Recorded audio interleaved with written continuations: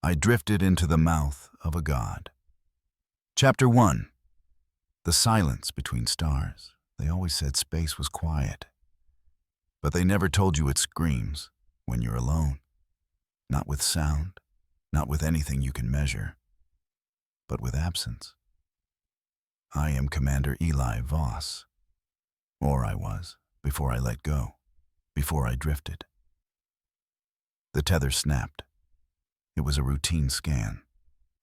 We were parked at the edge of the Oort cloud, just beyond the limits of what most people even call the solar system. We weren't explorers. We were surveyors, scientists, cartographers of gravity. Our ship, the Olympus, was the latest in deep-range stability architecture. It could map subatomic irregularities and withstand pressure changes like a whale's skull. I had every reason to believe this would be a quiet shift. I'd done dozens of these spacewalks. The suit felt like a second skin. The tether, thick and titanium-threaded, had never failed. Until it did. A tremor, no, a pause, passed through the vacuum. The stars twitched. Anika asked if I saw it too. I turned my head to respond, and then I was spinning. There wasn't a jerk or a snap, just a feeling of wrongness. My boots kicked at nothing. My voice went up an octave as I called out, "Tether breach!" But it was already too late. The ship receded into darkness like a vanishing memory. At first I kept calm. I followed protocol. Triggered the emergency thruster, 1 spurt, 2. But the spin made it impossible to aim. My body began to tumble, head over heels, left over right, over and over until direction lost meaning. Oxygen, 74%, pulse, 92, pressure, nominal. The suit AI whispered these numbers into my ear like a hospice nurse repeating good news. It didn't care that I was alone. It didn't know what loneliness was. I tried to call them, Anika, the crew, anyone. 50 radio calls. No response. There is no up or down in space, but somehow I felt like I was falling. And then I saw it. Not a star, not a planet. A red glow. Like a dying coal, not moving, not pulsing, thinking, shifting in form, not in location. I realized too late. I wasn't seeing it approach me. I was approaching it. Or worse, it was already inside me. The stars blinked out, not because I moved, but because something massive was covering them. Something with no edges, no geometry, a shape that didn't fit in 3 dimensions. I felt it in my spine, like a hand reaching through me. And then I began to forget. My mother's voice, my favorite food, the weight of my daughter's hand in mine. And then a whisper, not from my ears, but from within. You are being read. Chapter 2. The Mind Beyond Orbit.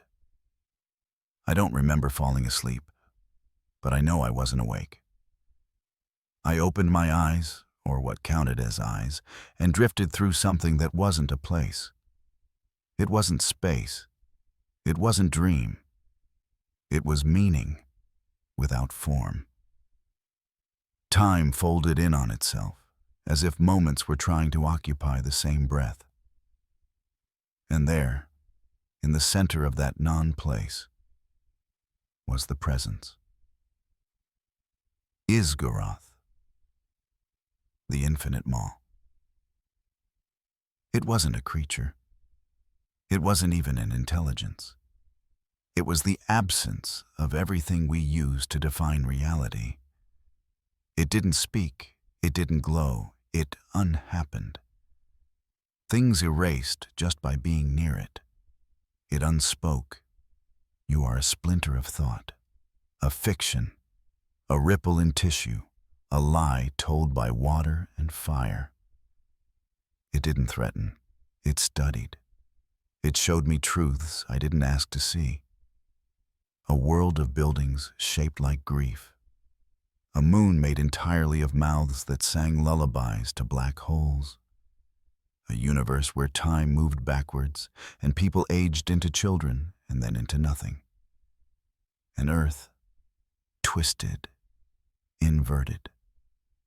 Humans eyeless and silent, bowing to a symbol I couldn't comprehend, drawn in the shape of my silhouette. My mind cracked like a dry riverbed. I saw other versions of myself. A man who never left Earth and buried 3 children. A corpse frozen on a moon I'd never heard of. A god with no empathy, only hunger. Which one is real? I asked. They all are. The maw pressed into my mind. And none. It tried to erase me, to blur me into its archive of failed narratives. But something inside me fought back. A smell, a memory. Shampoo and crayons, pancakes on a Sunday, June's sticky fingers. My wife's arms wrapped around me, Mira's breath against my cheek. Come back to us, Eli. That's when I knew. What made me human wasn't logic. It wasn't form. It was contradiction. You ache, the maw said. You contradict. Exactly, I whispered. And for the first time, it paused. It didn't understand me. Because I remembered. Because I chose to remember. And so it flinched. And I let go. Chapter 3. Visions from the Void. I drifted between endings. Not dead, not awake. Just beyond. My body was gone, or irrelevant. What floated here was the raw, exposed nerve of identity. A half-soul. A residue. And Isgaroth, though absent, was still with me, like heat that lingers in the bones of a burned house. And in that space it fed me visions, not nightmares, not hallucinations. These were memories that had never happened. I saw a version of Earth where cities grew like coral, alive and hungry. Skyscrapers pulsed with veins. The people were silent, their faces smooth like wax, bowing to a swirling glyph in the sky that whispered backwards. I was there. I was one of them. Then, another version of myself. Still me. Still Eli Voss. But different. In one life, I had never gone to space. I stayed home. Married Mira at 23. Opened a diner in Michigan. I aged slowly. Watched June grow into herself. Danced with her at her wedding. Held my grandson for the first time, and died in bed beside the love of my life. That Eli smiled. In another, I died young, trapped during a lunar collapse. My suit caved. My final thoughts were of shame, of letting my father down. That Eli wept. In another still, I was no longer human. I had become something else. A being made of time and memory, tearing through galaxies, devouring stars to stay warm. A god of forgetting, a reflection of Isgaroth itself. That Eli laughed. Each version chipped away at what I thought was true. Each possibility made me question whether I had ever been real at all. Maybe I was just a story Isgaroth found interesting enough to keep skimming. You loved once, the void whispered. You lied. You wept. You begged. It wasn't accusation. It was inventory. It showed me my mother's trembling hands, my father pacing outside the hospital room, Mira the night before launch, holding me like she knew I might not return. The guilt was overwhelming. So many things I left behind. So many things I never said. My memories began to unravel. The sharp edges of who I was, blurring. I couldn't remember the sound of my daughter's laugh. Couldn't recall the name of the street we lived on. Couldn't even say, out loud, what my favorite book was. Then I heard it. Soft, fragile, real. "Welcome home, Daddy." June. Her voice cracked through the static, like a radio signal through thick storm clouds. I screamed, not in fear, but defiance. And something snapped. A tether, an anchor. Some part of me refused to be erased. I wasn't supposed to win, but I wasn't playing by the rules Isgaroth understood. Because I remembered pancakes on Sunday, and the way Mira wrinkled her nose when she laughed, and the night sky in Michigan where I first saw Saturn through a telescope. My memories weren't perfect, but they were mine. And just like that, I felt weight, sound, air, a machine beeping. I opened my eyes, and I heard life. Chapter 4. The memory that saved me. The first breath felt like fire. I wasn't sure if I was alive or dreaming of life, but the pain was too precise, too sharp to be fiction. My lungs seized, coughing in great dry spasms. Air scraped through my throat like sandpaper dipped in ice. Then the light hit my eyes. White, blinding, sterile. A ceiling, a heartbeat monitor. Beeping, slow, steady.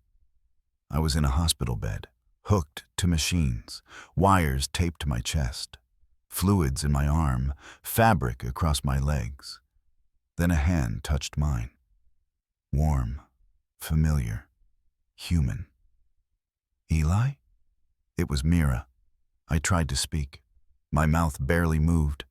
My lips cracked, but I felt her fingers grip tighter. "You're okay," she whispered. "You're safe. Just breathe." I wept, silently at first, then uncontrollably. I hadn't cried in years. Not like this. I think it was the relief, or maybe just the gravity of being back in a world that had rules. "They found you," she said, tears running down her cheeks. "You were drifting, unresponsive, barely alive. They said you only had hours left. But you came back." She ran her fingers along my forehead like she was trying to memorize me all over again. The doctors were amazed. My vitals stabilized within 2 days. No frostbite, no neural degradation, no oxygen starvation, despite being in a broken suit for what they estimated was 13 days. Only one problem. My suit only held 18 hours of breathable air. They called it a miracle. Some whispered cover-up. They didn't know what I'd seen. They couldn't imagine what had seen me. The news cycle had already moved on. NASA held a press conference, called it a remarkable example of survival and preparedness. The Olympus was scrubbed from active records, reassigned as a deep-range drone. I knew better. There were no technical failures, no rescue crafts nearby. Isgaroth had let me go. Or I had escaped, with something it didn't expect. The rehab was slow. My legs were weak, my muscles atrophied. I couldn't hold a pen without trembling. But it was the silence that hurt the most. Earth was too loud, too normal.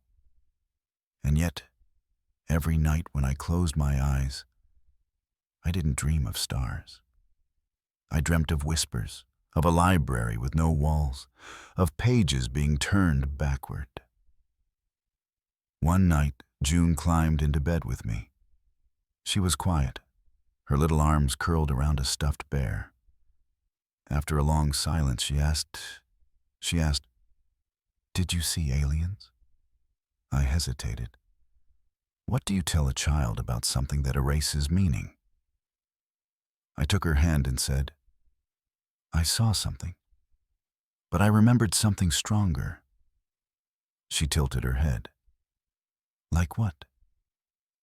"You," I whispered. NASA offered me a desk, a promotion, a research post that would keep me safe and silent. I turned it down, not because I wanted to go back into space. I never would. Not again. But because I needed to write, to warn, to remember. Because that's how we fight back. Not with weapons, not with data, with stories. We survive by stitching ourselves into narrative, by choosing to matter. For the first time since I let go of that tether, I felt like Eli Voss again. And maybe, just maybe, that was enough. Chapter 5. Rebirth. The stars don't look the same anymore. I used to see them as destinations, dots on a chart full of promise. Now they feel like eyes. Watching, waiting. Not with malice, not with purpose, just awareness, indifference. There's a kind of beauty in that, and a kind of terror. Mira says I still talk in my sleep. Sometimes I say words she doesn't understand. Sometimes I scream in languages I've never spoken. But she stays.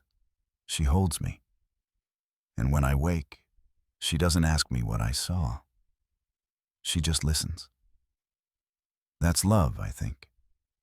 Not needing to know everything, just needing someone to come back to. I've started walking again, down by the lake near our home. June skips stones beside me. She counts each one out loud. Every splash is a declaration that the world is still real. "Watch this one, Daddy," she says. I do. I always do. NASA still checks in. The doctors still poke at my blood, my brain, my bone density. I let them. But I don't tell them what really happened. Not because I'm afraid they won't believe me, but because I'm afraid they will. Some truths aren't meant to be understood, only carried. Isgaroth isn't gone. It never was. I feel it sometimes. In dreams, when a page turns in the wind, when a shadow stretches too far, when I forget something I swear I should have remembered. That's how it works. It doesn't kill. It edits. It erases until there's nothing left but blank pages. But I am writing again, filling those pages before it can. I speak at universities now. Quiet talks, closed doors, no recordings. I tell them what I can, what they'll hear. There are things in the universe older than time and crueler than death, I say. But there's also laughter and fireflies, and the way your child holds your hand when they're scared. And that matters more. We fight gods not with weapons, but with memory, with contradiction, with love. Isgaroth feeds on patterns, on logic. It doesn't understand why someone would choose to be imperfect. But I do. I am. I drifted into the mouth of a god, and it read me like a story. But it didn't like the ending, because I wrote my own. I came back.